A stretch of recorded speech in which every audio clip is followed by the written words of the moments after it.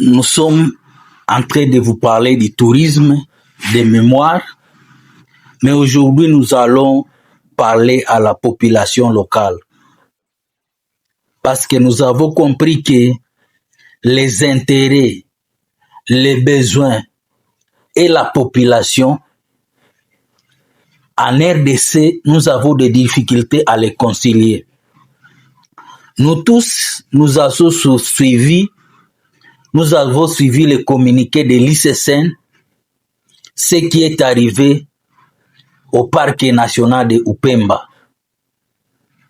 5 membres du personnel sont morts et on attribue ces attaques au groupe Mai Mai, mais d'autres aussi ont été kidnappés.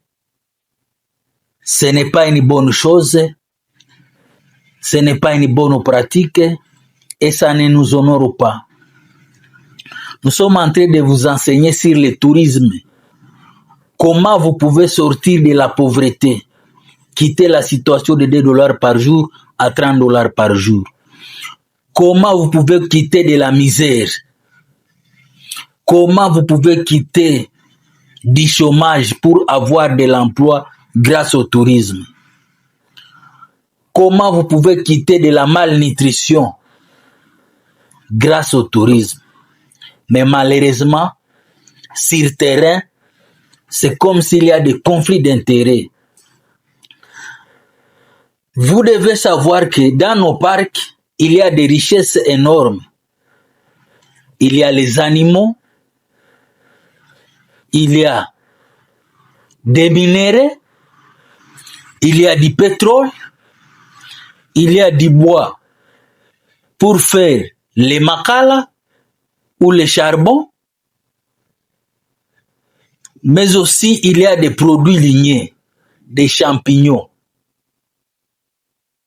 Alors, si la population n'arrive pas à mettre ses intérêts ensemble pour voir comment la richesse que nous avons peut nous aider à sortir de la pauvreté, de la misère que nous traversons, c'est que nous allons mourir pauvres.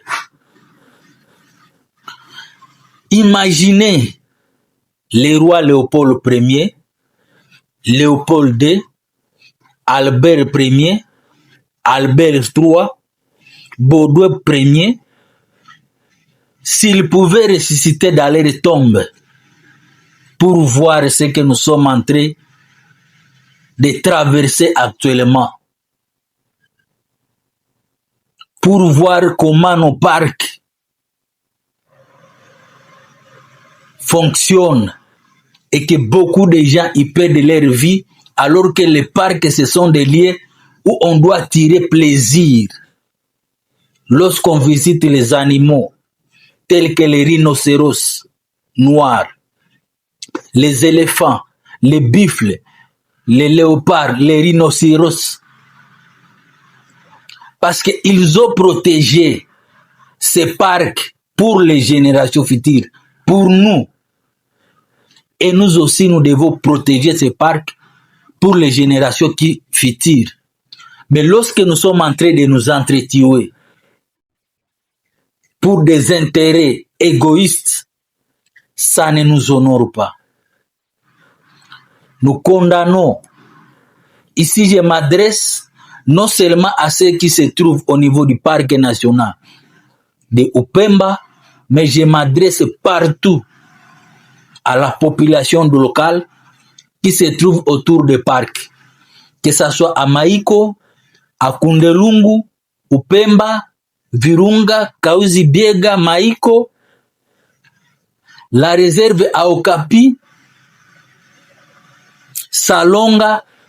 Les parcs, si nous les utilisons bien, si nous les gérons très bien, cela peut générer beaucoup d'argent et nous allons sortir de la pauvreté. Mais lorsque vous tuez les managers, l'intelligence, quelqu'un qui a étudié au niveau du Cameroun pour étudier la conservation de la nature, et veut mettre ses expériences pour la population locale, malheureusement, les hommes sans loi ni foi ont ôté la vie. C'est triste, ce n'est pas une bonne chose, ce n'est pas une bonne image. Nous devons fournir les efforts entre moi, vous et tout le monde pour que nous puissions sortir de la situation que nous sommes en train de traverser, pour que nous puissions quitter la situation de 2 dollars par jour à 30 dollars par jour.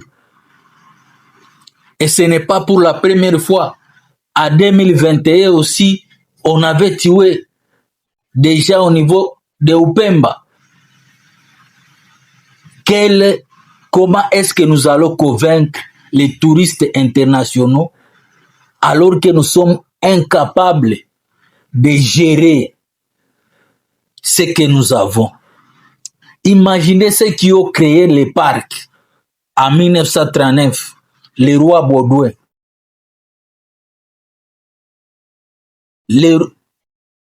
Léopold III, Albert Ier, Léopold Ier, s'ils pouvaient se réveiller dans leur tombe et voir ce que la RDC est en train de devenir, la guerre qui ne se termine pas, des conflits, des tueries à cause des potentiels miniers qu'on nous a montrés, que grâce à ces potentiels, nous pouvons avoir de l'argent.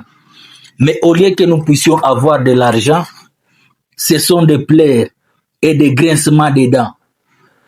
On se demande si c'est une malédiction qu'on vous avait montré la richesse, les matières rares, les minéraux,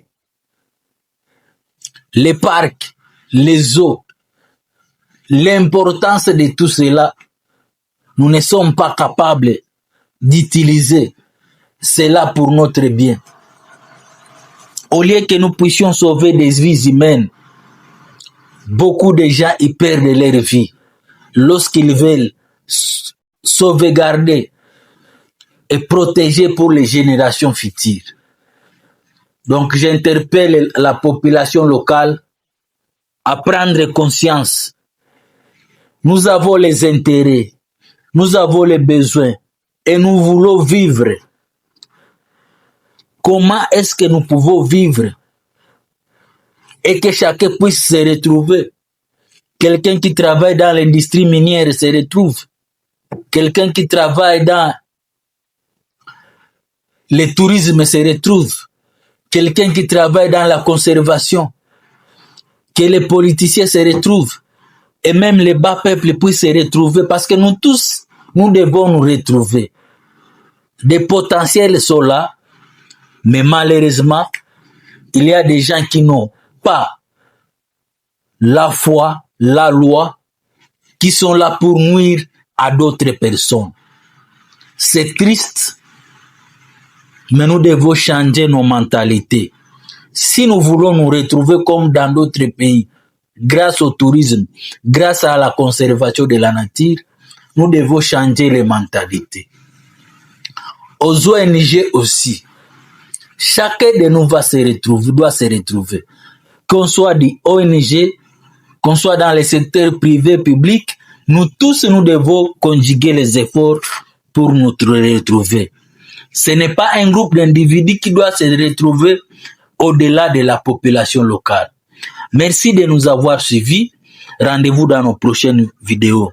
Vous devez vous rappeler que le principe que nous sommes en train de vous dire, qu'il n'y a pas de territoire touristique, ce sont les hommes qui en font touristique. Il n'y a pas de parc insécurisé, ce sont les hommes qui en font insécurisé. Si nous voulons mettre nos parcs sécurisés et que les gens puissent venir y visiter et y prendre plaisir, c'est nous seulement les hommes qui pouvons faire cela, ces changements. Nous sommes en train de vous dire qu'avoir le potentiel touristique ne fait pas de nous une destination touristique. La RDC a des potentiels énormes du point de vue touristique. Malheureusement, peu de gens visite le centre africain.